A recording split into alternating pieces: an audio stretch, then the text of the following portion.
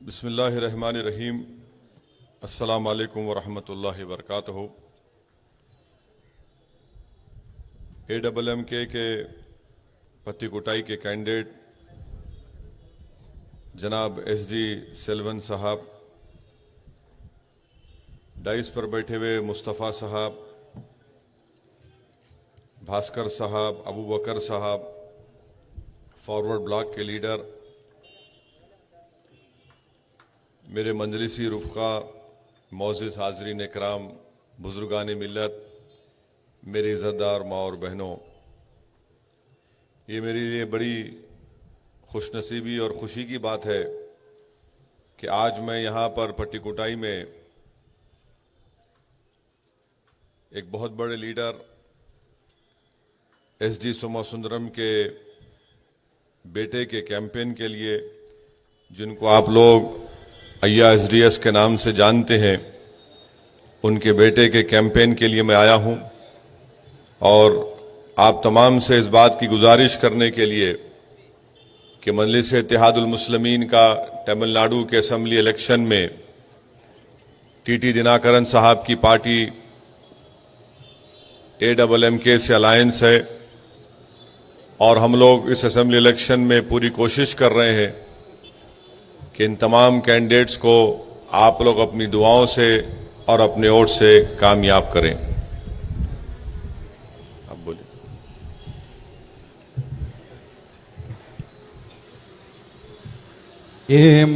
AMMK வேட்பாளர் SDS செல்வம் அவர்களே, தமிழ் மாநில முஸ்லிம் லீக் தலைவர் முஸ்தபா அவர்களே, பாஸ்கர் அவர்களே, இன்னும் மஜ்லிஸ் கட்சியை சேர்ந்த நிர்வாகிகளே, இங்கு கூடியிருக்கக்கூடிய ஆண்களே, பெண்களே, பட்டுக்கோட்டையில் இது ஒரு சந்தோஷமான செய்தியாக உள்ளது. மறைந்த முன்னாள் தலைவர் SDS சோமசுந்தரம் அவர்களின் மகனிற்காக நான் இங்கு பிரச்சாரம் செய்ய வந்துள்ளேன். MAM கட்சியாக இருக்கிறது. இந்த சட்டசபையிலே மக்கள் செல்வம் TTV அவர்களுடன் கூட்டணி வைத்து நாங்கள் இங்கு வெற்றி பெறுவதற்காக ஒரு முயற்சி செய்து கொண்டிருக்கின்றோம். आप लोग यहाँ के AMMK के कैंडिडेट SDS सेल्वन साहब के वालिद साहब को जानते हैं और अय्या SDS 3 मरतबा आपने उनको लोकसभा के लिए तंजावुर से कामयाब किया और अय्या SDS 11 साल तक रेवेन्यू मिनिस्टर रहे। जब MGR और मैडम अम्मा यहाँ के CM थे, अय्या SDS ने रेवेन्यू मिनिस्टर के तौर पर कई रिफॉर्म लेकर आए और रेवेन्यू बोर्ड को उन्होंने ख़त्म किया, जिससे कई गरीब लोगों को, ख़ास तौर से मुस्लिम माइनॉरिटी को, दलित को, बैकवर्ड क्लास के लोगों को इससे बहुत बड़ा फ़ायदा हुआ।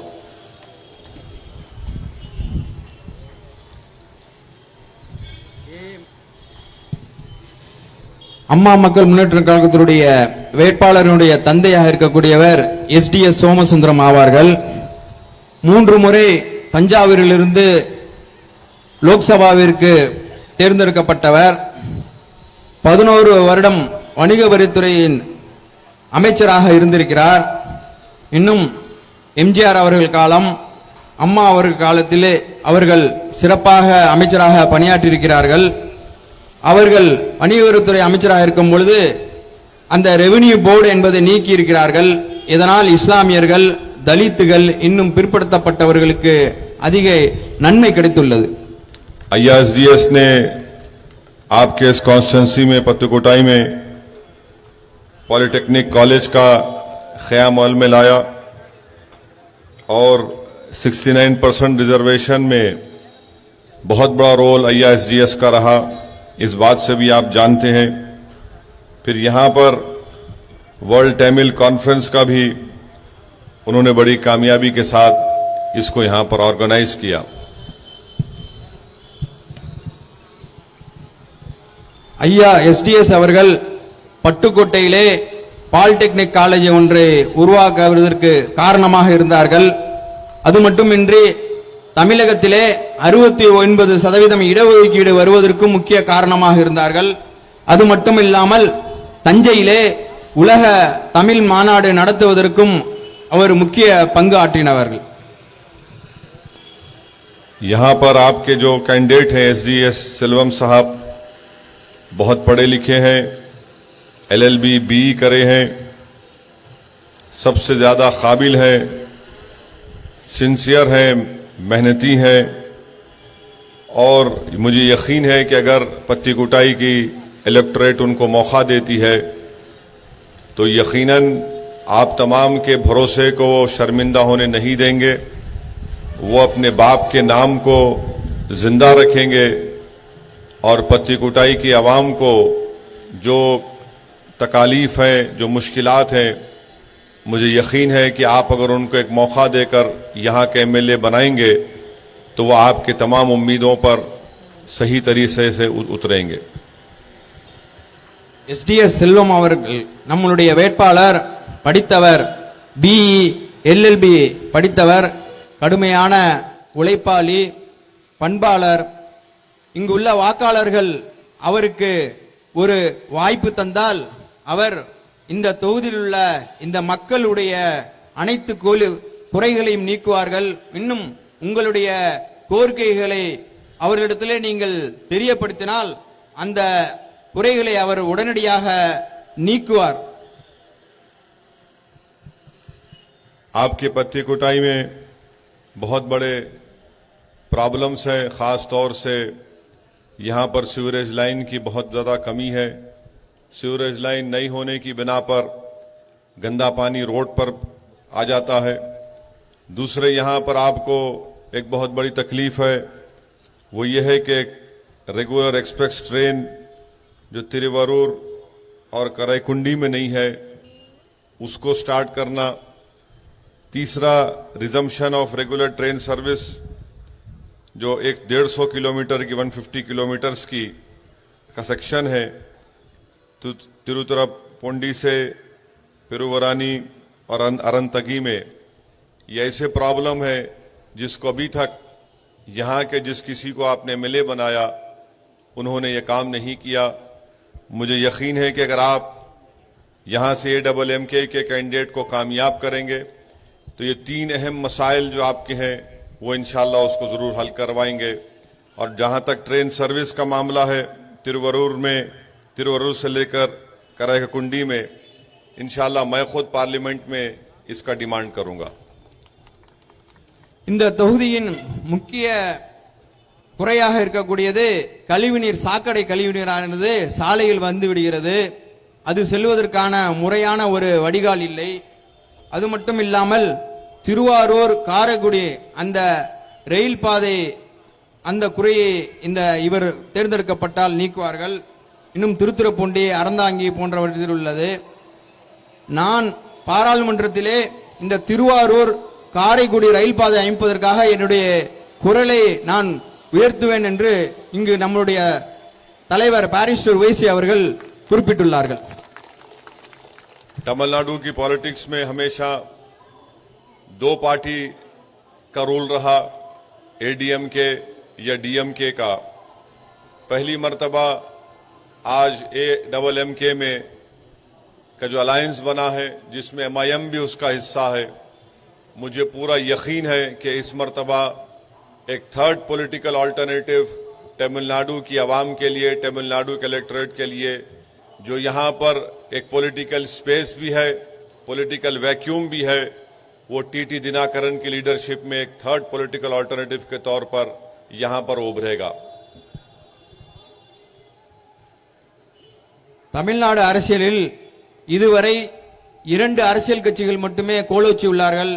ஒன்று ஏடிஎம்கே, மற்றொன்று டிஎம்கே. தமிழக அரசியலிலே முதல் முறையாக 3வது அணியாக அமமுக என்ற கட்சி போட்டியிடுகிறது. இதில் மக்கள் செல்வர் டிடிவி அவர்கள் களம் காண்கிறார்கள். இந்த 3வது அரசியல் அணியாக இருக்கிறது. தமிழகத்தில் உள்ள அரசியல் வெற்றிடத்தை கண்டிப்பாக மக்கள் செல்வர் டிடிவி அவர்கள் நிறைவேற்ற பூர்த்தி செய்வார்கள் என்று நம்முடைய தேசிய தலைவர் அவர்கள் குறிப்பிட்டுள்ளார்கள்.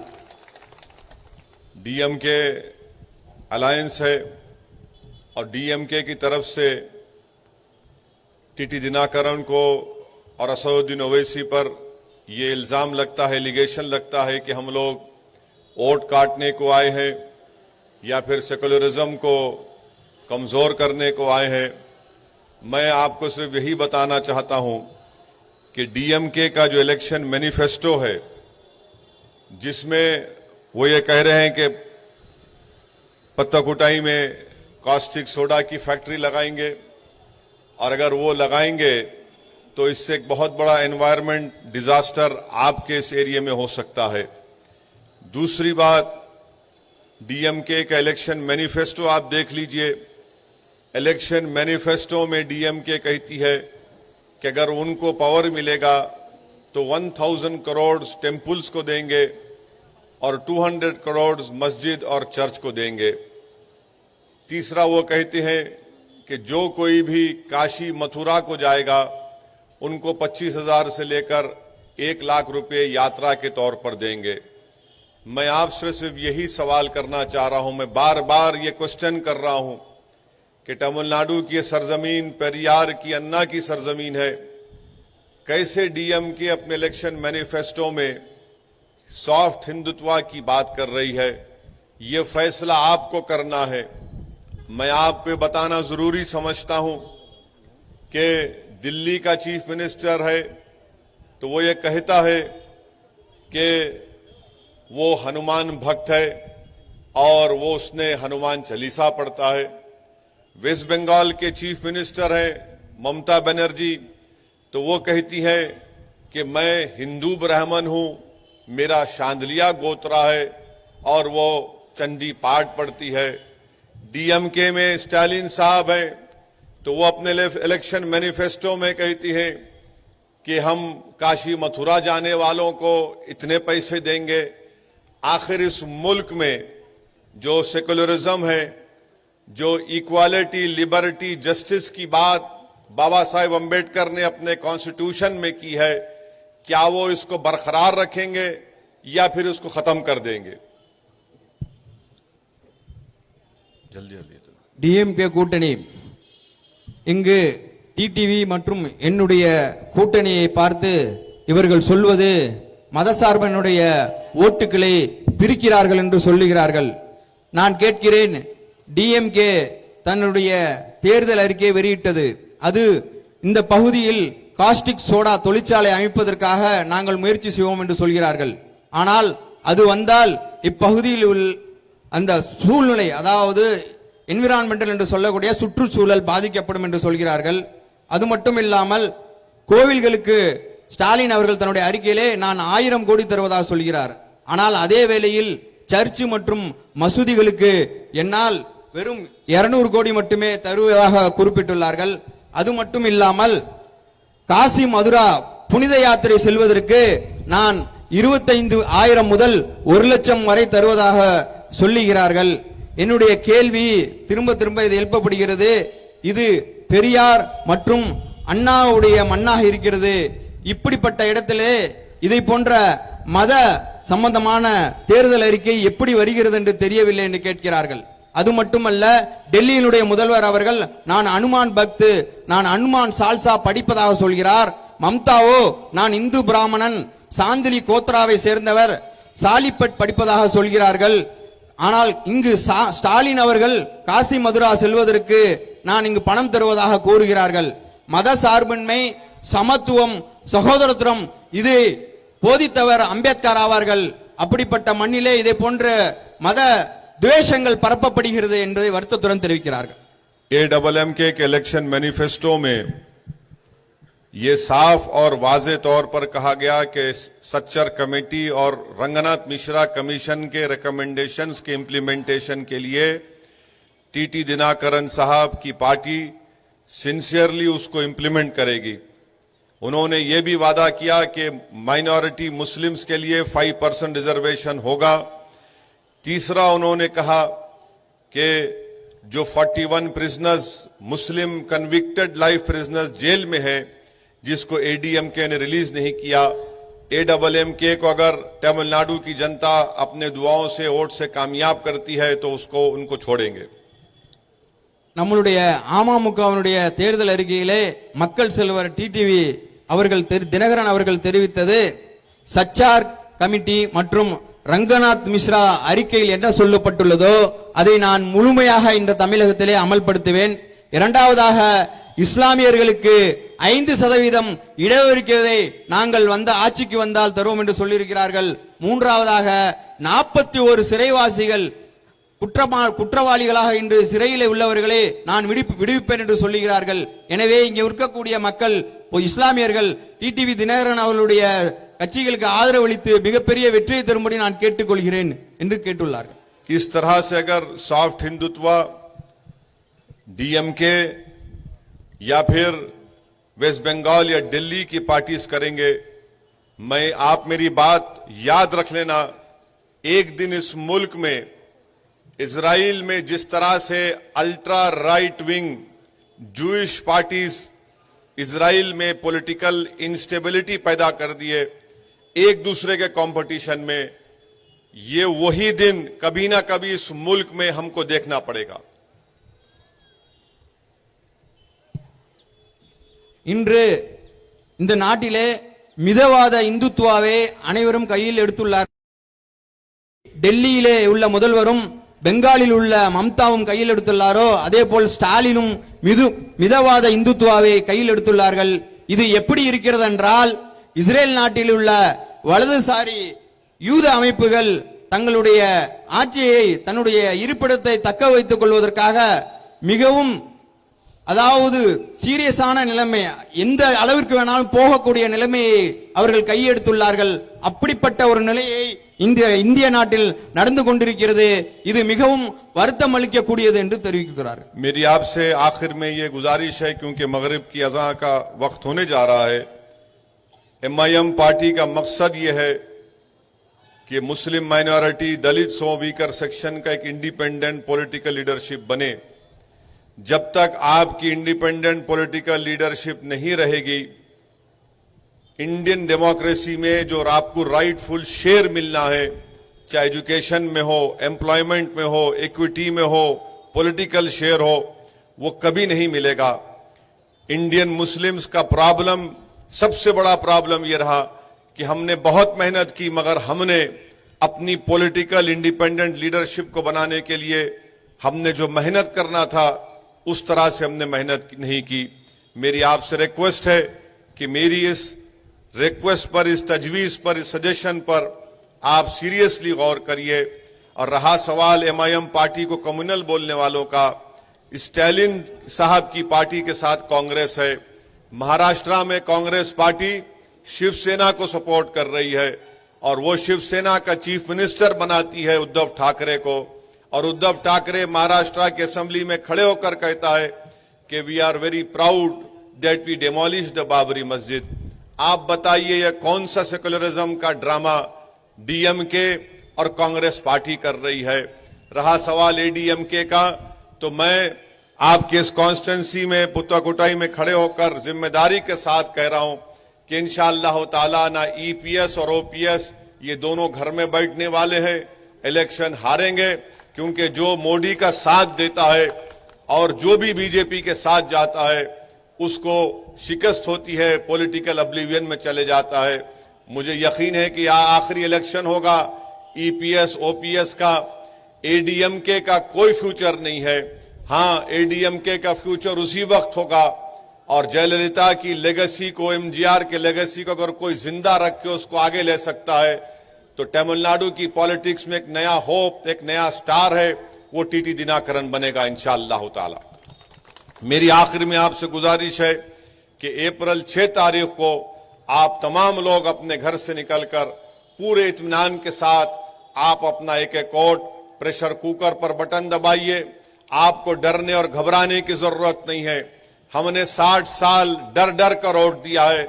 आज असदुद्दीन ओवैसी, यकीनन मैं कोई काबिल आदमी नहीं हूं, मगर मैं आपको अपने जज्बात की तर्जुमानी करने के लिए मैं आपको एक दिल से अपनी बात कह रहा हूं कि उम्मीद की बुनियाद पर वोट दो।